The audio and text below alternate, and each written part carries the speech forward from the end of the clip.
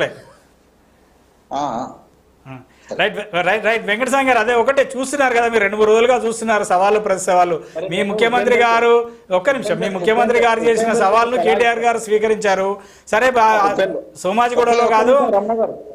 Right right మాట్లాడండి మాట్లాడండి అన్నగారు ఒక్క నిమిషం. నేను ఉపేందర్ని ఆయన కొన్ని క్వశ్చన్స్ చేసిండు. కేసీఆర్ గారు చాలా గొప్పవారు, కేసీఆర్ గారి అనుభవం అదంతా గొప్పగా ఉన్నది, ఆయన పట్టుకొని మీరు ఇట్లా దుర్భాషలు ఆడిండ్రు అని అన్నారు కదా. మరి ఇప్పుడు ఇదే ఉపేందర్ గారు రాష్ట్ర ముఖ్యమంత్రిని పట్టుకొని నువ్వెంత, నీ ఐసత్ ఎంత, నీ అనుభవం ఎంత అని ఈయన ఎట్లా అన్నాడండి? మరి అంటే కేసీఆర్ గారిని అనడానికి అని కేసీఆర్ గారిని రేవంత్ రెడ్డి అన్నాను. రేవంత్ రెడ్డి గారు మీరు దబదబాలుగా అన్న తర్వాత మీరు మీ పదజాల ప్రయోగం మాత్రమే కేటీఆర్ గారి మధ్యలో మాట్లాడుతున్నాడు. నువ్వు నీ వయసు ఎంత, నీ అనుభవం ఎంత అని అన్నందుకు ఉపేందర్ గారిని ముందు క్షమాపణ చెప్పాను. దాని తర్వాత నేను అన్నిటికీ సమాధానం చెప్తా.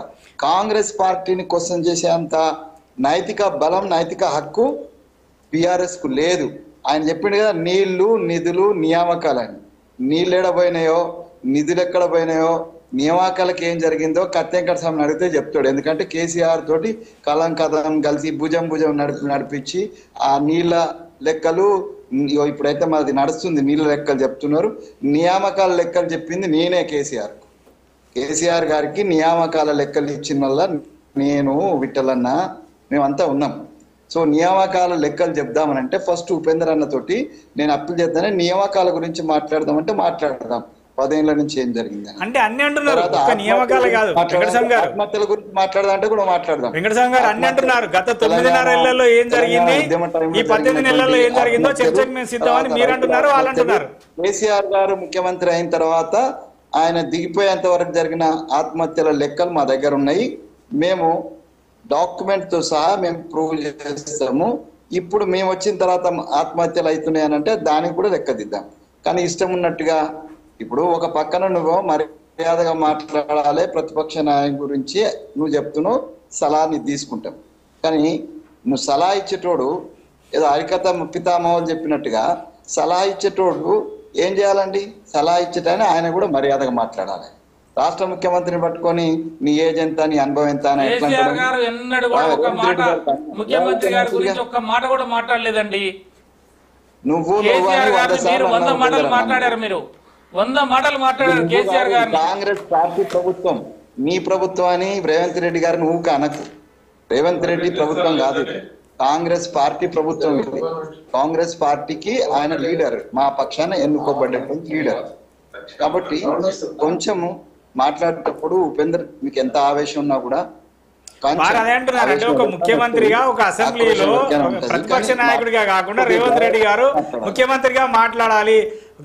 మాజీ ముఖ్యమంత్రి ప్రతిపక్ష నాయకుని కూడా గౌరవించాలి. కానీ ఆయన ఎంతసేపు వ్యక్తిగత విమర్శలు చేస్తున్నాడు, వయసు కూడా గౌరవం ఇవ్వట్లేదు ముఖ్యమంత్రి గారు అన్నది వారి అభిప్రాయం. ఈ రాష్ట్రంలో, ఈ దేశంలో మాట్లాడండి, డెమోక్రసీలో మాట్లాడడానికి మీరు అవకాశం ఇవ్వండి, ప్రతిపక్షానికి ఎక్కువ సమయం ఇవ్వండి, మీ సమస్యలు లేవనెత్తాం, మా సమస్యలకు మీరు సమాధానం చెప్పండి.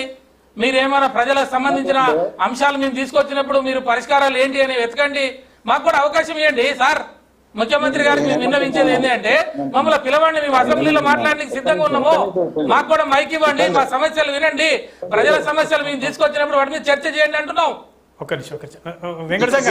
మాట్లాడండి. ప్రజల సమస్య గురించి అడుగు.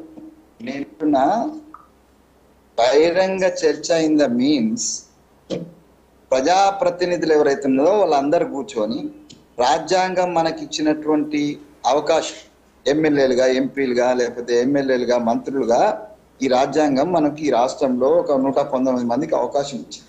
ఈ 119 మంది ఈ రాజ్యాంగ వేదిక అయినటువంటి అసెంబ్లీలో కూర్చొని లేదా శాసన మండలిలో కూర్చొని ప్రజా సమస్యలను బహిరంగంగానే చర్చించాలి. అది లైవ్ అయిపోతుంది కదా, మీకు తెలుసు కదా రమణ గారు, లైవ్ పెడతారు కదా, అసెంబ్లీ సమావేశాలు లైవ్ పెడతారు 100% లైవ్ వెళ్తుంది. కాకపోతే అధికార పక్షం విపక్షం గొంతు నొక్కుతుంది అనేది వాళ్ళ ఆరోపణ.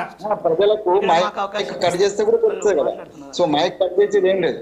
కేసీఆర్ గారిని నేను ఆహ్వానిస్తున్నా, ఆయన అనుభవం గొప్పదనేటువంటిది నేను అంగీకరిస్తూనే ఆయన నేను ఏమంటున్నా అంటే అసెంబ్లీ సమావేశం పెడదాం, మీరు ఎంతసేపు మాట్లాడతారో మేము మా ముఖ్యమంత్రి గారిని రిక్వెస్ట్ చేస్తాము. తర్వాత ఇది శాసనసభ వ్యవహారాల మంత్రి శ్రీధర్ బాబు గారికి కూడా చెప్తాము. అలాగే స్పీకర్ గారికి కూడా నేను అప్పలు చెప్తాను. ప్రతిపక్ష నాయకుడు ఎంతసేపు మాట్లాడతాడో ఆయన చేసిన మంచి పనుల గురించి, ఆయన 10 ఏళ్లలో చేసిన మంచి పనుల గురించి మొత్తం చెప్పడానికి మేము సంపూర్ణ అవకాశం ఇస్తామండి. ఆయన కూడా పొల్లు పోకుండా, కూలకుండా, నోరు జారకుండా, శాపనార్థాలు పెట్టకుండా ప్రజలకు మీరు ఏం మంచి చేసిండ్రో మీరు చెప్పండి. మేము చేయలేక పనులను కూడా ఎత్తి చూపండి. మేము కూడా ఈ 18 మాసాలుగా మేము ఏం చెప్పినామో, ఏం చేసినామో వాటిని డాక్యుమెంట్తో సహా మేము చూపెడతాం. దానికోసం మేము బహిరంగంగా రండి, ప్రతిపక్ష నాయకుడితో సహా వారి ఎమ్మెల్యేలు అందరూ వచ్చి అసెంబ్లీలో కూర్చోండి, చర్చకు మేము సిద్ధమని మా ముఖ్యమంత్రి గారు మిమ్మల్ని ఆహ్వానిస్తున్నారు. మేము కాంగ్రెస్ పార్టీగా కూడా ఆహ్వానిస్తున్నాం. దయచేసి అక్కడికి రండి. మీరు తూకిత్తా అని ఎల్బీ స్టేడియం ఉందనో, లేకపోతే ఆడ ఎవడం మన Basheerbagh press club, Somajiguda press club అని అంటే మీ కార్యకర్తలు నువ్వు కంట్రోల్ లేవు, నా కార్యకర్తలు నేను కంట్రోల్ చేయలేను. మొట్టమొదట సవాల్ వచ్చింది ముఖ్యమంత్రి గారి దగ్గర నుంచే కదా. రచించినటువంటి అసెంబ్లీలు ఉన్నాయి, శాసన మండలి ఉన్నాయి. అక్కడ చర్చ ముఖ్యమంత్రి గారి యొక్క స్టేట్మెంట్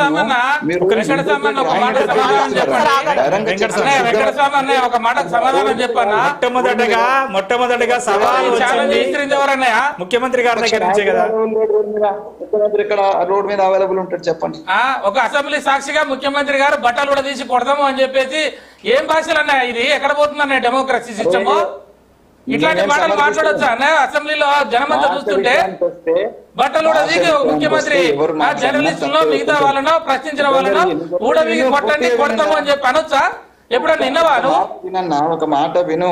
అట్లాంటి మాటలు మాట్లాడితే కేసీఆర్ గారు లాంటి నాయకుడు వచ్చి తన వయసు కన్నా గౌరవం ఉండాలి కదండి. ఇలాంటి మాటలు వినాలంటే నువ్వు అట్లాంటి దుర్భాషలు వాడొద్దు, పదజాలం వాడొద్దు. నువ్వు ప్రతిపక్ష నాయకుల యొక్క అభిప్రాయాలను గౌరవించాలి, ప్రశ్నలు వినాలి, సరైన సమయం ఇవ్వాలి, వయసుకు గౌరవం ఇవ్వాలి, అనుభవానికి గౌరవం ఇవ్వాలి. ప్రజల యొక్క సమస్యల్ని మీరు అవగతం చేసుకొని వాటి పరిష్కారం ఏందో చూపెట్టాలి. కానీ నోటికి వచ్చినట్టు నువ్వు బయట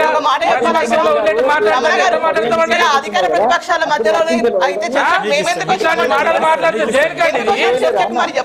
సభా మర్యాదలు పాటించాల్సిన అవసరం ఉందండి. పట్టి వెంకటస్వామి అన్నయ్య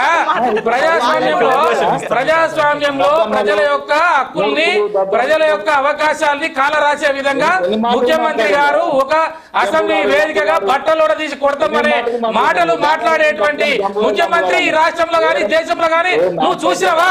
ఇలాంటి భాష వాడేటప్పుడు ప్రతిపక్ష నాయకుడు ఎట్లా వస్తాడు? మీ కథలు, మీ మాటలు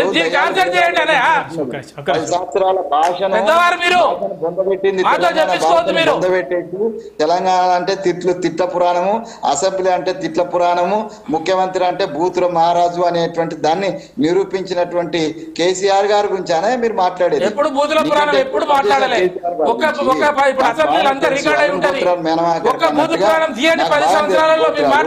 ఆయన కదా మీ మాటలు మా మాటలు తీసి చూడండి, మార్కెట్ లో తెలిసిపోద్ది.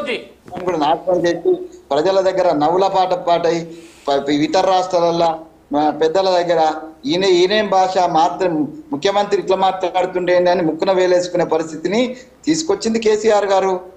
ఆయన రికార్డు మనం ఈయన బ్రేక్ చేస్తాడని నేను అనుకుంటలేను. కేసీఆర్ గారి యొక్క దుర్భాషల యొక్క రికార్డును రేవంత్ రెడ్డి గారు బ్రేక్ చేస్తారనేటువంటి నమ్మకం అయితే నాకు లేదు.